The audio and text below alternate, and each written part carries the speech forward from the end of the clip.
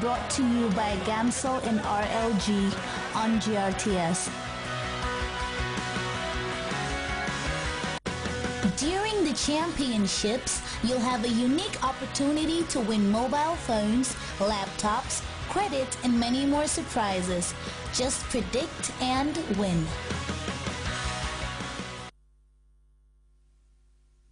Welcome back. The build-up of troops continue in Mali, with the French army venturing towards the south, stalking rebel fighters in several towns captured by Islamist militants. The Malian army succeeded in regaining the town of Kuna with the help of French fighter jets, as more and more African countries prepare to send in troops into Mali to support efforts to rout rebels from their strongholds. We have more in this report. French tanks are part of the scenery in Markala, a town in the center of Mali. There's no fighting here, no air raids, just a large French military presence to secure the area. We have stopped the enemy's progress towards the south, towards Bamako, and any other location. We are in Markala at the moment, and it's very calm. We are waiting for the enemy in case they decide to return. At this stage, France has deployed some 2,000 ground troops in Mali. Meanwhile, French fighter planes continue daily raids, 70 in 1 week. That's probably how Malian troops were able to reconquer the city of Kona, which had fallen into the hands of the Islamists, who had left behind several camouflaged military vehicles. They use this camouflage technique to avoid detection by airplanes. They cover them in leaves so that passing planes can't see them.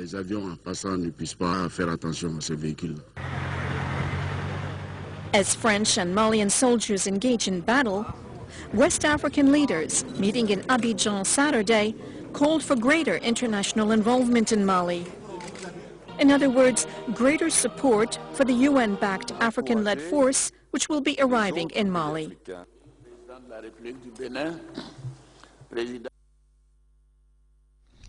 The Algerian army has issued an order for the final assault on the In Amenas site amid a news blackout in the country.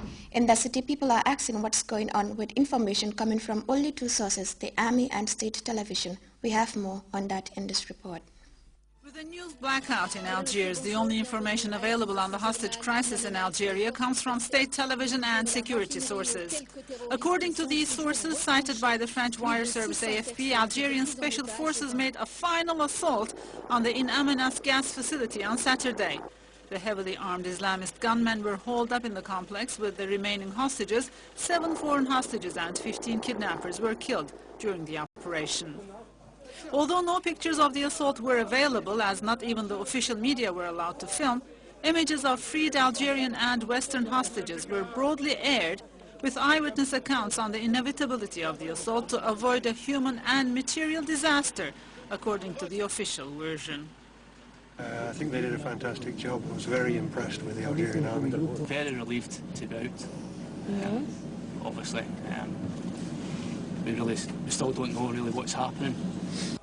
Outside the heavily guarded In Amenas Health Center, Algerian employees of the gas facility were having a hard time describing what exactly happened. Security forces and the army brought us out. During the operation, there were people who died, there were people who were freed, but I can't tell you precisely who they were. I have no idea. Shockwaves from the operation at one of the pillars of the Algerian economy reached the capital 1,300 kilometers further north, resuscitating the specter of the civil war of the 90s. Mali and Libya are threatening our country with terrorism. We have already gone through 10 years of war. We only want Algeria to be well, that's all.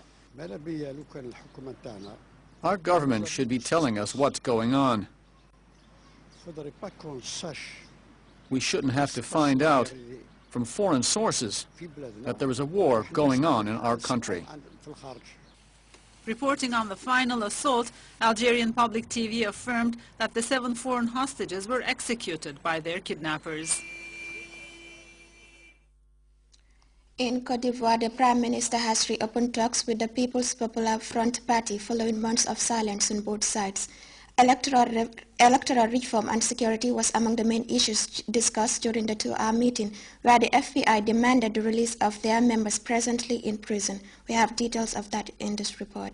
The mood was relaxed at the first meeting of the Ivorian Prime Minister with representatives from the Ivorian Popular Front, following months of silence caused by the breakdown in talks between the government and the party of former President Laurent Gbagbo. During the two-hour meeting, the Prime Minister and FBI representatives discussed electoral reform and security. They agreed to set up a working party to address these questions in depth. It is certain that in a context such as ours, a single day is not sufficient to restore confidence between those who only yesterday were demonizing one another. The meeting came a day after the arrest in Ghana of Charles Blé Goudé, the firebrand supporter of Laurent Gbagbo. Members of the FPI were angered by the news, but agreed to continue with talks. It's unfortunate that the arrest of this young man, who was a minister in the former government of Laurent Gbagbo and lived in exile, occurred just at the moment when this meeting was announced. But this will not stop us from carrying out our work. A lot of differences will have to be overcome if talks are to be successful, including the FPI's demand that the government release FPI members now in prison.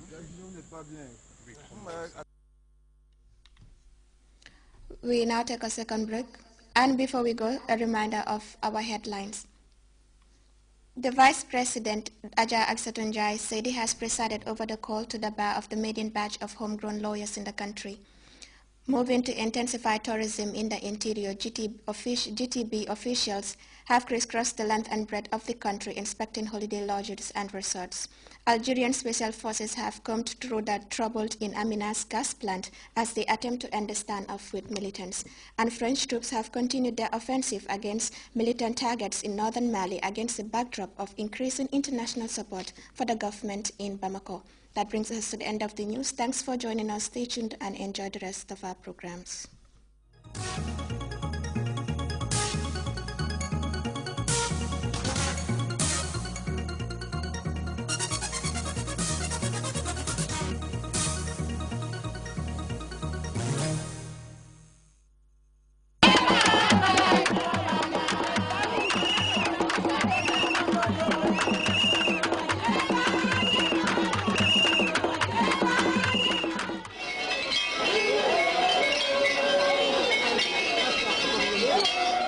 It is culture beyond imagination, rich and diverse, the pride of our identity.